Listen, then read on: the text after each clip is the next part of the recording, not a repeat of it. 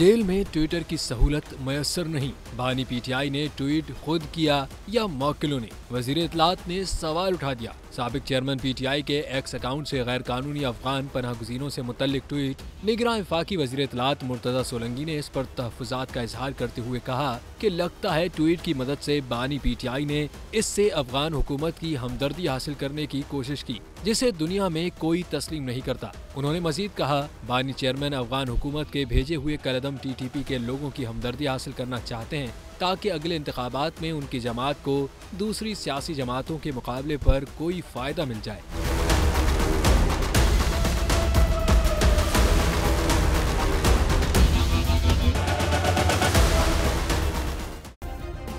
Subscribe करें और bell दबाएं ताकि कोई खबर रह न जाए।